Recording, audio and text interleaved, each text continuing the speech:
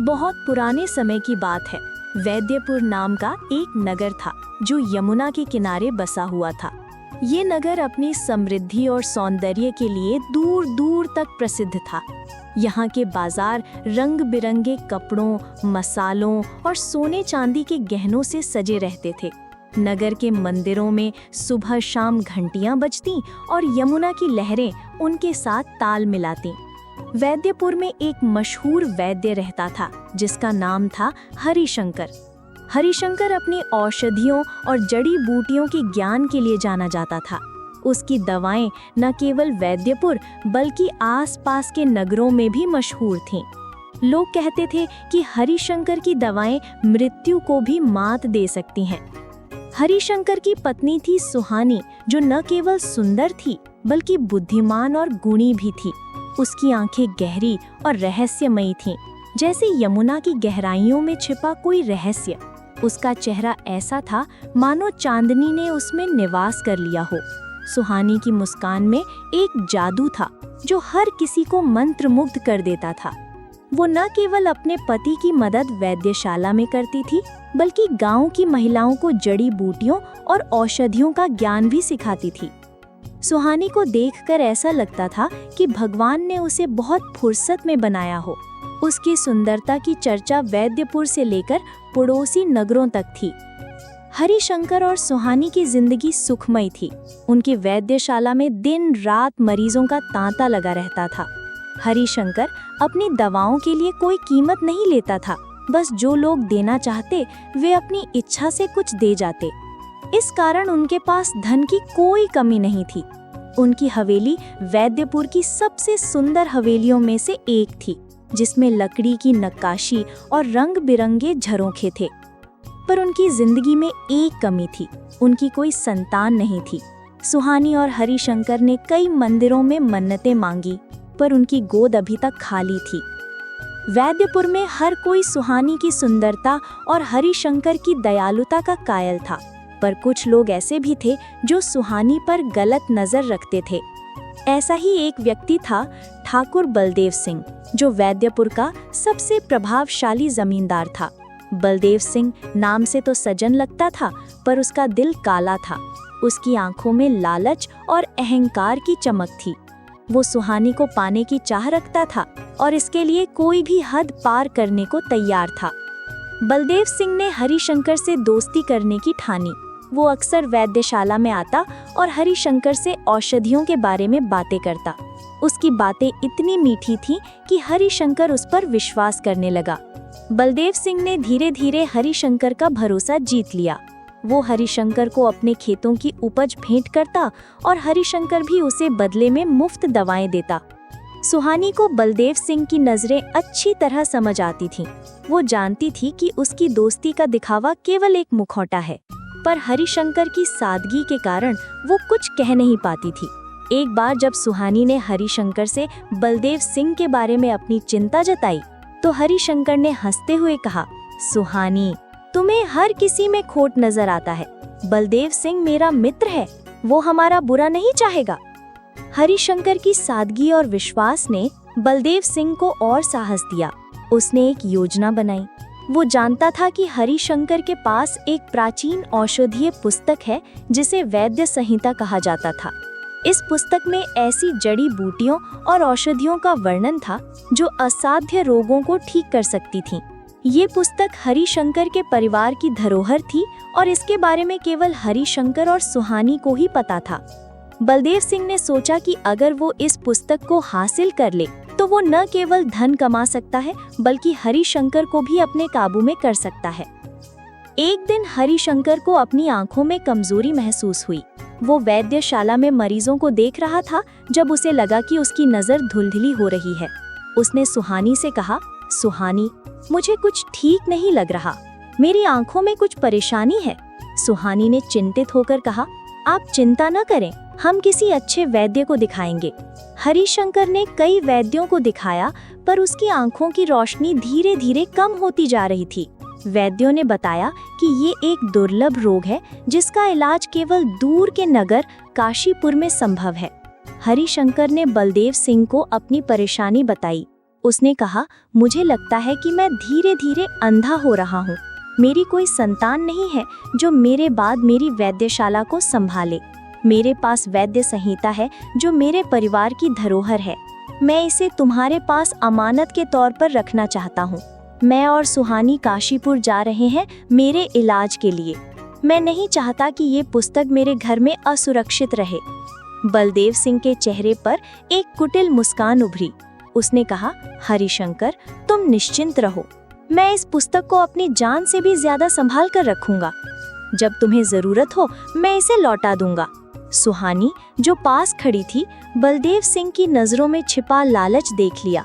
उसे ये सब अच्छा नहीं लग रहा था, पर हरिशंकर का बलदेव पर इतना विश्वास था कि वो कुछ कह नहीं पाती थी। अगले दिन हरिशंकर और सुहानी काशीपुर के लिए रवाना हो गए। काशीपुर में हरिशंकर ने बड़े बड़े वैद्यों से इलाज करवाया, पर कोई फायदा नहीं हुआ। उसकी आंखों की रोशनी धीरे धीरे कम होती गई और एक दिन वो पूरी तरह अंधा हो गया।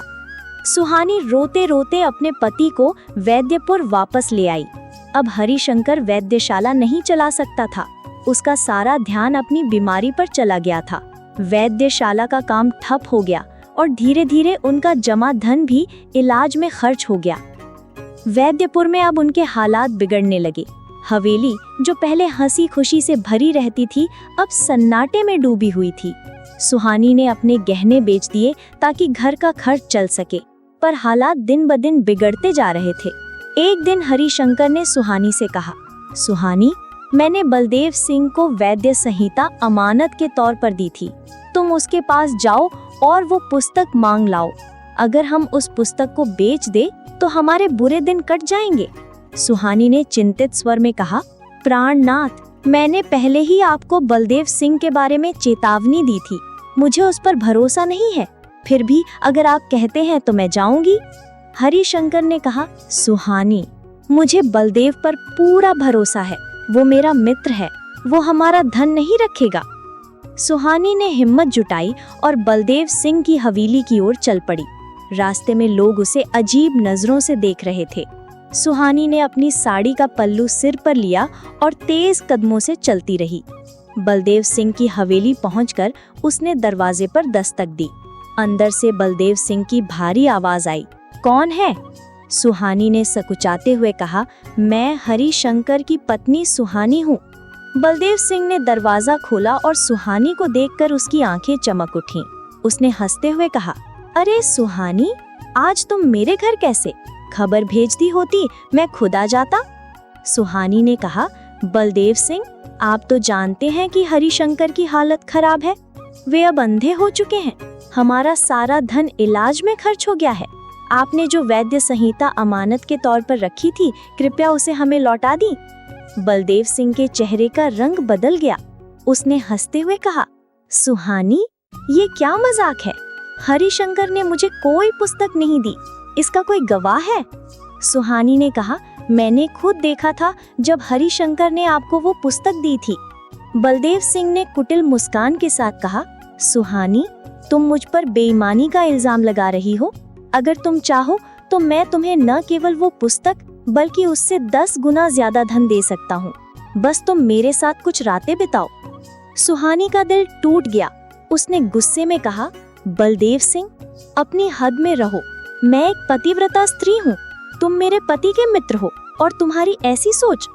बलदेव सिंह ने ठहाका लगाया और कहा, सुहानी, तुम्हारा पति अब अंधा है। वो तुम्हें क्या दे सकता है? मेरी बात मानो, मैं तुम्हें रानी बनाकर रखूंगा, नहीं तो एक पैसा भी नहीं मिलेगा। सुहानी अपमानित होकर रोते रोते घर लौट आई। उसने हरिशंकर को सारी बात बताई। हरिशंकर गुस्से और दुख से भर गया। उसने कहा, सुहानी, मैंने उस पर इतना भरोसा किया और उसने हमें धोखा दिया। तुम कल नगर के मुखिया के पास जाओ और उनसे न्याय मांगो। अगले दिन सुहानी मुखिया के पास गई। मुखिया रघुनाथ एक मोटा लालची व्यक्ति था जो अपनी शक्ति का दुरुपयोग करने के लिए जाना जाता था।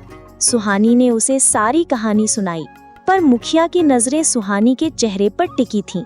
उसने कहा, सुहानी, तुम्हारी बात तो ठीक है, पर बलदेव सिंह एक शक्तिशाली व्यक्ति है। अगर तुम मेरी बात मानो तो मैं तुम्हें वो पुस्तक दिलवा दूंगा। बस तुम मेरे साथ कुछ समय बिताओ। सुहानी पर जैसे वज्रपात हो गया। उसने कहा, मुखिया जी, आप नगर के रक्षक हैं, आपके मुंह से ऐसी बातें शोभा नहीं देती, कृपया मेरी मदद करें। मुखिया ने हंसते हुए कहा, सुहानी, अगर तुम मेरी बात नहीं मानोगी तो मैं बलदेव सिंह के खिलाफ कुछ नहीं करूंगा। सुहानी रोते हुए घर लौट आई। उसने हरिशंकर को सारी बात बताई।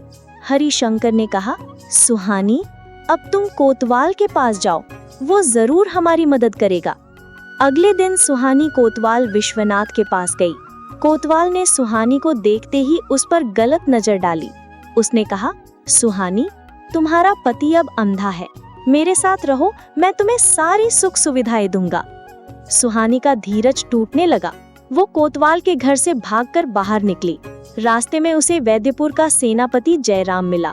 जयराम ने सुहानी को रोते हुए देखा और पूछा, सुंदरी, तुम क्यों रो रही हो? सुहानी ने उसे सारी कहानी सुनाई, पर जयराम ने भी उसका फायदा उठाने की कोशिश की। सुहानी किसी तरह भागकर घर पहुंची और हरिशंकर से लिपटकर रोने लगी। हरिशंकर ने सुहानी को गले लगाया और कहा, सुहानी, ये हमारा बुरा समय है, पर मैं जानता हूँ कि तुम हार नहीं मानोगी। सुहानी ने आंसू पोंछे और दृढ़ स्वर में कहा, प्राणनाथ, मैं अब और अपमान नहीं सहूंगी, मैं अपनी बुद्धि और साहस से इन सब का जवाब दूंगी। सुहानी का मन अब टूट चुका था, पर उसका हौसला अभी भी बरकरार था। वो अपने पति हरिशंकर के साथ हवेली के एक छोटे से कमरे में बैठी थी, जहां दीपक की मध्यम रोशनी उनकी उदासी को और गहरा रही थी। सुहानी ने हरिशंकर का हाथ थामा और कहा, प्राणनाथ, मैं अब और अपमान नहीं सह सकती। बलदेव सिंह, मुखिया, कोतवाल और सेनापति, ये सब मेरे रूप को भोग की वस्तु समझते हैं, पर मैं उन्हें दिखाऊंगी कि एक स्त्री की शक्ति उसकी सुंदरता में नहीं, उसकी बुद्धि और साहस में होती है। हरिशंकर, जो अपनी अंधता के कारण असहाय महसूस कर रहा था, ने सुहानी की आवाज़ में दृढ़ता सुनी। उसने कहा, सुहानी, मुझे तुम पर पूरा भरोसा है, तुम जो करना चाहती हो करो, बस इतना ध्यान रखना कि तुम्हारे चरित्र पर कोई आँच ना आए। सुहानी ने मुस्कुराकर कहा, प्राणनाथ, आप चिंता न करें, मैं अपने पत्नी धर्म को कभी नहीं छोड़ूंगी, मैं इन भ्रष्ट लोगों को उनकी ही चाल में फंसाऊंगी। सुहानी की सबसे बड़ी ताकत थी उसकी दासी लक्ष्मी। लक्ष्मी एक साधारण सी लड़की थी, पर उसका दिल सोने जैसा था। जब हरिशंकर और सुहानी की हालात खराब हुई, तब भी लक्ष्मी ने उनका साथ नहीं छोड़ा। सुहानी ने कई बार उसे कहा, लक्ष्मी, अब हम तुम्हें पगार नहीं दे सकते, तुम कहीं और काम ढूंढ लो। पर लक्ष्मी ने हंसते हुए कहा, मालकिन, जब मेरे परिवार पर बुरा समय आया था, तब आपने मेरी मदद की थी, अब मैं आपको कैसे छोड़ दूं? मैं 4 घरों में काम करती हूँ, एक घर की पगार ना मिले तो क्या मैं भूखी मर जाऊंगी? लक्ष्मी की ये बात सुनकर सुहानी को बड़ा सुकून मिलता था। उसे लगता था कि इस बेरहम दुनिया में कम से कम एक इंसान तो उसका अपना है। सुहानी ने लक्ष्मी को अपने पास बुलाया और कहा, लक्ष्मी, मुझे तुम्हारी मदद चाहिए। मैं एक ऐसी योजना बना रही हूँ जो बलदेव सिंह और उसके साथियों को सबक सिखाएगी। लक्ष्मी ने उत्साह से कहा, मालकिन, आप जो कहेंगी मैं वही करूंगी, बस बताइए मुझे क्या करना है।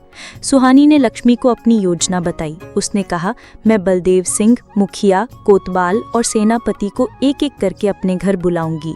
मैं उनकी कमजोरी, उनके लालच और मेरे रूप के प्रति उनकी लिप्सा का उपयोग करूंगी। हमें 3 बड़े संदूक चाहिए जिनमें वे छिप सकें। लक्ष्मी ने कहा, मालकिन, मैं आज ही संदूकों की व्यवस्था कर दूंगी। उसने वैद्यपुर के एक पुराने बढ़ई मंगलू से संपर्क किया।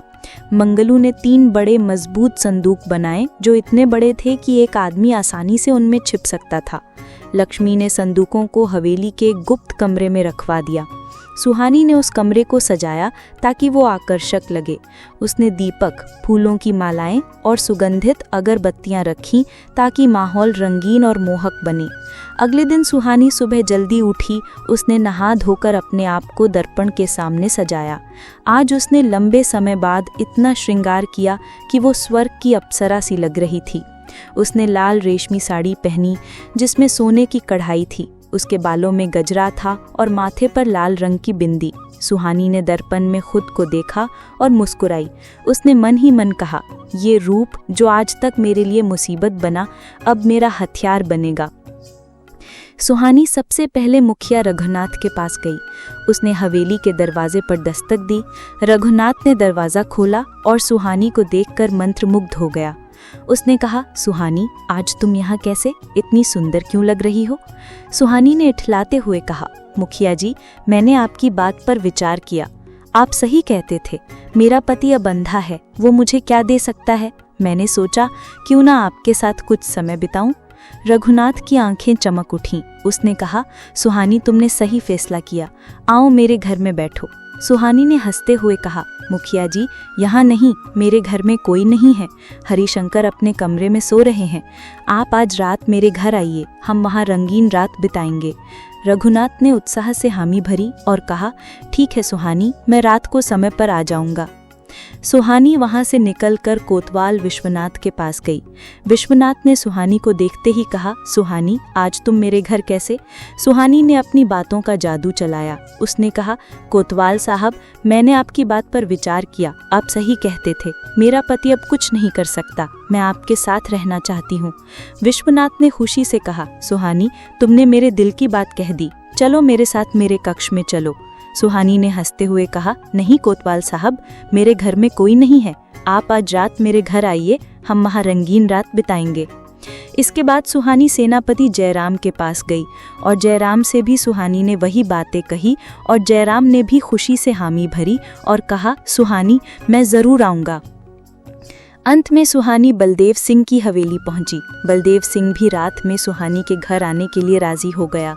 सुहानी घर लौट आई। उसने लक्ष्मी को सारी बात बताई। लक्ष्मी ने कहा, मालकिन, आपकी योजना कमाल की है, आज रात हम इन सब को सबक सिखाएंगे। सुहानी ने हंसते हुए कहा, लक्ष्मी, आज रात वैद्यपुर की सबसे बड़ी साजिश का पर्दाफाश होगा। रात का समय हो गया। यमुना के किनारे सन्नाटा छाया था। सुहानी ने अपने आप को और सजाया। उसने एक नीली रेशमी साड़ी पहनी जिसमें चांदी की कढ़ाई थी। उसके गले में मोतियों का हार था और माथे पर एक छोटा सा बिंदिया। लक्ष्मी ने सुहानी को देखकर कहा, मालकिन, आज आप स्वर्ग की अप्सरा लग रही हैं, ये लोग आपके सामने टिक नहीं पाएंगे। सुहानी ने मुस्कुराकर कहा, लक्ष्मी, मेरी सुंदरता आज मेरा हथियार है, चल सब कुछ तैयार कर ले। सुहानी ने हवेली के गुप्त कमरे को और सजा लिया। उसने वहाँ एक नरम गद्दा बिछाया जिसके ऊपर रेशमी चादर थी। पास में एक छोटी सी मेज पर सुगंधित शरबत और फूलों की मालाएं रखी थीं। तीनों संदूक कमरे के एक कोने में रखे थे जिन्हें रेशमी कपड़े से ढका गया था ताकि वे सामान्य लगें। सबसे पहले मुखिया रघुनाथ आया। उसने चमचमाते कपड़े पहने थे और उसके चेहरे पर लालच की चमक थी।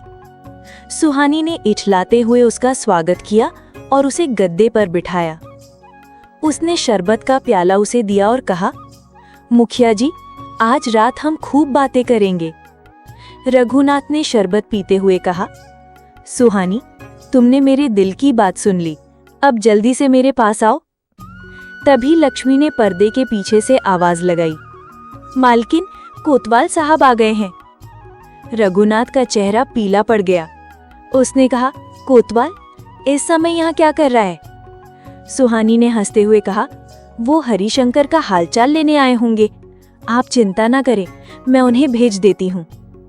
रघुनाथ ने घबराते हुए कहा, सुहानी, अगर उसने मुझे यहाँ देख लिया तो मेरी इज्जत मिट्टी में मिल जाएगी, मुझे कहीं छिपा दो।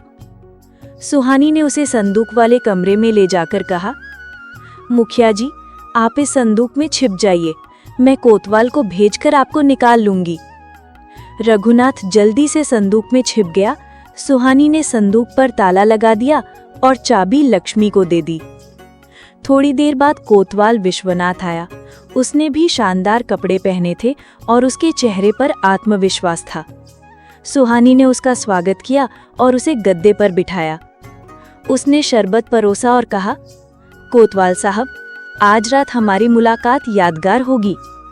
विश्वनाथ ने हंसते हुए कहा, सुहानी, तुमने सही फैसला लिया, अब मेरे पास आओ। तभी लक्ष्मी ने फिर से आवाज लगाई, मालकिन, सेनापति जी आ गए हैं। विश्वनाथ घबरा गया। उसने कहा, सेनापति, वो यहाँ क्या कर रहा है? सुहानी ने कहा, वो हरिशंकर के मित्र हैं, शायद उनका हालचाल लेने आए हैं, आप यहीं बैठिए, मैं उन्हें भेज देती हूँ। विश्वनाथ ने कहा, नहीं सुहानी, अगर उसने मुझे देख लिया तो मेरी नौकरी चली जाएगी, मुझे कहीं छिपा दो। सुहानी ने उसे दूसरे संदूक में छिपा दिया और ताला लगा दिया। इसके बाद सेनापति जयराम आया। उसने अपनी वर्दी पहनी थी और उसके साथ एक तलवार थी। सुहानी ने उसका स्वागत किया और उसे गद्दे पर बिठाया। उसने कहा, सेनापति जी, आपने सही कहा था, आज रात हम खूब बातें करेंगे। जयराम ने कहा, सुहानी, अब और इंतजार नहीं, मेरे पास आओ। तभी लक्ष्मी ने फिर से आवाज लगाई, मालकिन, ठाकुर बलदेव सिंह आ गए हैं। जयराम का चेहरा पीला पड़ गया। उसने कहा, बलदेव सिंह, वो यहाँ क्या कर रहा है? सुहानी ने कहा, वो वैद्य संहिता के बारे में बात करने आए होंगे, आप चिंता न करें, मैं उन्हें भेज देती हूँ। जयराम ने कहा, नहीं सुहानी, अगर उसने मुझे देख लिया तो मेरी इज्जत मिट्टी में मिल जाएगी, मुझे कहीं छिपा दो। सुहानी ने उसे तीसरे संदूक में छिपा दिया और ताला लगा दिया। अंत में बलदेव सिंह आया। उसने शानदार कपड़े पहने थे और उसके चेहरे पर विजेता की मुस्कान थी। सुहानी ने उसे गुप्त कमरे में ले जाकर कहा, बलदेव सिंह, आपने जो वैद्य संहिता ली थी वो मेरे पति की धरोहर है, क्या आप उसे लौटाएंगे? बलदेव सिंह ने ठहाका लगाया और कहा, सुहानी, मैंने तुम्हें कहा था कि वो पुस्तक मेरे पास नहीं है, पर मैंने तुम्हें पाने के लिए बहुत मेहनत की। मैंने हरिशंकर का विश्वास जीता, उसकी पुस्तक हासिल की और अब तुम मेरे सामने हो। सुहानी ने मुस्कुराते हुए कहा, बलदेव सिंह, तो आप मानते हैं कि आपने वैद्य संहिता चुराई? बलदेव सिंह ने हंसते हुए कहा, हाँ सुहानी, मैंने वो पुस्तक चुराई। हरिशंकर मूर्ख था जिसने मुझ पर भरोसा किया। अब तुम मेरी हो तो मैं तुम्हें उससे 10 गुना ज्यादा धन दूंगा। सुहानी ने कहा, बलदेव सिंह, वो पुस्तक मेरे लिए बहुत कीमती है, अगर आप उसे लौटा दे तो मैं आपके साथ रहने को तैयार हूँ। बलदेव सिंह ने ठहाका लगाया और कहा, सुहानी, तुमने आखिरकार हार मान ली। ठीक है, मैं वो पुस्तक लौटा दूंगा, पर पहले तुम मेरे पास आओ। जैसे ही वो सुहानी की ओर बढ़ा, सुहानी ने उसे धक्का दिया और कहा, बलदेव सिंह, तुमने मेरे पति के साथ धोखा किया, अब इसका हिसाब राज दरबार में होगा। सुहानी ने लक्ष्मी को इशारा किया और लक्ष्मी ने बलदेव सिंह को पकड़ लिया। सुहानी ने कोतवाल का घोड़ा लिया और राज दरबार की ओर दौड़ पड़ी। रात का सन्नाटा और यमुना की लहरों की आवाज उसके हौसले को और बढ़ा रही थी। उसका चेहरा दृढ़ता से भरा था और आंखों में एक ऐसी चमक थी जो सत्य की जीत का संकेत दे रही थी। सुहानी लक्ष्मी हवेली में रह गई थी ताकि तीनों संदूकों की निगरानी कर सके। सुहानी ने मन ही मन प्रण किया, आज मैं अपने पति का सम्मान और वैद्य संहिता वापस लेकर रहूंगी। वैद्यपुर का राज दरबार एक भव्य भवन था जिसके ऊंचे खंभों पर सोने की नक्काशी थी। महाराज प्रताप सिंह एक न्यायप्रिय और बुद्धिमान राजा थे जिनके दरबार में सत्य और धर्म का बोलबाला था। सुहानी जब दरबार में पहुंची तो रात का समय होने के कारण सभा में केवल कुछ विश्वासपात्र सिपाही और दरबारी मौजूद थे। सुहानी ने रोते हुए महाराज के सामने सर झुकाया और कहा, महाराज, मैं एक असहाय स्त्री हूँ, मेरे साथ अन्याय हुआ है, कृपया मेरी पुकार सुने। महाराज ने सुहानी से कहा, बेटी, डरो मत, इस दरबार में सत्य को हमेशा स्थान मिलता है, अपनी बात बेझिझक कहो। सुहानी ने शुरू से सारी कहानी सुनाई, कैसे हरिशंकर की आंखों की रोशनी चली गई, कैसे बलदेव सिंह ने वैद्य संहिता चुराई और कैसे मुखिया, कोतवाल और सेनापति ने उसका अपमान किया। उसने कहा, महाराज, बलदेव सिंह ने आज रात मेरे सामने स्वीकार किया कि उसने वैद्य संहिता चुराई है और इसकी गवाही मेरे घर में रखे तीनों संदूक देंगे। महाराज के चेहरे पर आश्चर्य की रेखाएं उभरी। उन्होंने कहा, संदूक? भला संदूक कैसे गवाही दे सकते हैं? सुहानी ने दृढ़ स्वर में कहा, महाराज, कृपया मेरे घर से उन संदूकों को मंगवाएं, सत्य आपके सामने आएगा। महाराज ने तुरंत अपने सिपाहियों को आदेश दिया कि वो सुहानी की हवेली से तीनों संदूक लाएं। सिपाहियों ने लक्ष्मी की मदद से संदूक दरबार में लाए और उन्हें सभा के बीच में रख दिया। दरबार में सन्नाटा छा गया, सभी की नजरें संदूकों पर थी। सुहानी ने कहा, महाराज, इन संदूकों में सत्य छिपा है। मैं बलदेव सिंह से पूछती हूँ कि क्या उसने वैद्य संहिता चुराई थी। बलदेव सिंह, जिसे सिपाहियों ने दरबार में लाया था, हंसते हुए कहा, ये स्त्री मुझे फंसाना चाहती है। मैंने कोई पुस्तक नहीं चुराई। ये संदूक क्या बोलेंगे? सुहानी ने मुस्कुराते हुए कहा, महाराज, इन संदूकों से पूछिए कि क्या बलदेव सिंह ने मेरे पति की धरोहर चुराई थी। सभा में मौजूद लोग आश्चर्य से एक दूसरे की ओर देखने लगे। तभी सुहानी ने लक्ष्मी को इशारा किया। लक्ष्मी ने एक मशाल जलाई और संदूकों के पास ले गई। उसने कहा, महाराज, अगर ये संदूक नहीं बोलते तो मैं इन्हें आग लगा दूंगी। संदूकों के अंदर छिपे मुखिया, कोतवाल और सेनापति घबरा गए। जैसे ही लक्ष्मी ने मशाल को संदूकों के करीब लाया, अंदर से एक साथ 3 आवाजें गूंजी। हाँ महाराज, बलदेव सिंह ने वैद्य संहिता चुराई थी। उसने हमारे सामने ये स्वीकार किया। सभा में हड़कंप मच गया। महाराज ने हैरानी से कहा, ये क्या तमाशा है? संदूक बोल रहे हैं? सुहानी ने कहा, महाराज, ये संदूक नहीं, इनके अंदर छिपे लोग बोल रहे हैं। कृपया संदूकों को खोलने का आदेश दें। महाराज ने सिपाहियों को संदूक खोलने का आदेश दिया। जैसे ही संदूक खुले, मुखिया रघुनाथ, कोतवाल विश्वनाथ और सेनापति जयराम बाहर निकले। उनके चेहरे पर डर और शर्मिंदगी साफ दिख रही थी। सभा में मौजूद लोग आश्चर्य से देखने लगे।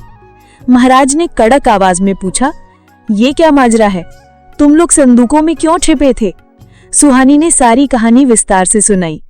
कैसे उसने इन चारों को अपनी योजना में फंसाया, कैसे उसने उनकी लालची और गलत नजरों का फायदा उठाया और कैसे बलदेव सिंह ने वैद्य संहिता चुराने की बात स्वीकार की। उसने कहा, महाराज, ये लोग न केवल मेरे पति के धरोहर चुराना चाहते थे, बल्कि मेरे सम्मान पर भी हमला करना चाहते थे। महाराज का चेहरा गुस्से से लाल हो गया। उन्होंने बलदेव सिंह से पूछा, क्या ये सच है? बलदेव सिंह ने घबराते हुए कहा, महाराज, ये सब गलतफहमी है। पर मुखिया, कोतवाल और सेनापति ने डर के मारे सच उगल दिया। उन्होंने कहा, महाराज, हम सुहानी के घर गए थे। बलदेव सिंह ने हमें बताया था कि उसने वैद्य संहिता चुराई है। महाराज प्रताप सिंह ने बलदेव सिंह को काल कोठरी में डालने का आदेश दिया। उन्होंने उसकी सारी संपत्ति जब्त कर ली और उस पर 10,000 सोने की मोहरों का जुर्माना लगाया। बलदेव सिंह ने काल कोठरी में जाने से पहले वैद्य संहिता और 10,000 सोने की मोहरें सुहानी को सौंप दी। मुखिया रघुनाथ, कोतवाल विश्वनाथ और सेनापति जयराम को भी उनके पदों से हटा दिया गया और उन्हें वैद्यपुर से निर्वासित कर दिया गया। महाराज ने सुहानी की बुद्धि और साहस की प्रशंसा की। उन्होंने कहा, सुहानी, तुमने न केवल अपने परिवार का सम्मान बचाया, बल्कि वैद्यपुर को भ्रष्ट लोगों से मुक्ति दिलाई। तुम इस नगर की सच्ची रत्न हो। सभा में मौजूद लोगों ने तालियां बजाकर सुहानी का स्वागत किया। महाराज ने ऐलान किया, आज से अगर किसी ने सुहानी या किसी अन्य स्त्री की ओर गलत नजर उठाई तो उसे कठोर दंड दिया जाएगा। सुहानी को सम्मान के साथ एक बग्घी में बिठाकर उसकी हवेली तक पहुंचाया गया। जब वो घर पहुंची तो हरिशंकर ने उसे गले लगाया। उसकी आंखें आंसुओं से भरी थी, पर ये आंसू खुशी के थे। उसने कहा, सुहानी, मुझे तुम पर गर्व है। तुमने साबित कर दिया कि सत्य और साहस से कोई साजिश नहीं जीत सकती। लक्ष्मी ने भी सुहानी को गले लगाया और कहा, मालकिन, आपने दिखा दिया कि एक स्त्री की शक्ति उसकी बुद्धि में होती है। सुहानी ने वैद्य संहिता और 10,000 सोने की मोहरों का उपयोग वैद्यपुर के लिए कुछ बड़ा करने का फैसला किया। उसने हरिशंकर से कहा, प्राणनाथ, ये धन और पुस्तक हमारे परिवार की धरोहर है, पर मैं चाहती हूँ कि इसका उपयोग वैद्यपुर के हर जरूरतमंद के लिए हो। हरिशंकर ने उसकी बात मान ली और कहा, सुहानी, तुम जो चाहती हो वो करो, मैं तुम्हारे साथ हूँ। सुहानी ने वैद्यशाला को फिर से शुरू किया। उसने वैद्य संहिता की मदद से नई औषधियाँ बनाई जो गरीबों को मुफ्त दी जाती थीं। उसने बलदेव सिंह की जब्त की गई संपत्ति का एक हिस्सा एक स्कूल खोलने के लिए उपयोग किया, जिसका नाम रखा गया सुहानी विद्या मंदिर। इस स्कूल में लड़कियों को मुफ्त शिक्षा दी जाती थी और सुहानी ने खुद जड़ी बूटियों और औषधियों की कक्षाएं शुरू की। लक्ष्मी को स्कूल की प्रबंधक बनाया गया। सुहानी ने एक अनाथालय भी बनवाया जिसका नाम था आशा भवन। यहाँ बेसहारा बच्चों को आश्रय, भोजन और शिक्षा दी जाती थी। लक्ष्मी ने अनाथालय की देखभाल में भी मदद की। उसने बच्चों को सुहानी की कहानी सुनाई, जिससे वे प्रेरित होते थे। सुहानी ने वैद्यपुर के बाजार में एक नया हिस्सा बनवाया, जिसे नाम दिया गया नारी शक्ति मंडी। यहाँ स्थानीय महिलाएं अपनी हस्तशिल्प, जड़ी बूटियां और अन्य सामान बेच सकती थीं। वैद्यपुर में सुहानी की कहानी एक किंवदंती बन गई। लोग कहते थे कि सुहानी ने न केवल अपने परिवार का सम्मान बचाया, बल्कि पूरे नगर को एक नया जीवन दिया। हर सुबह जब यमुना के किनारे मंदिरों की घंटियां बजती, सुहानी अपने स्कूल के बच्चों को पढ़ाने जाती। उसकी मुस्कान अब पहले से भी ज्यादा चमकती थी, क्योंकि वो जानती थी कि उसने सत्य और साहस से एक नया युग शुरू किया था। सुहानी ने कभी विवाह की बात नहीं सोची। उसने कहा, मेरा परिवार वैद्यपुर के लोग हैं, मैं उनके लिए जीना चाहती हूँ। हरिशंकर और लक्ष्मी उसके सबसे बड़े सहयोगी बने रहे।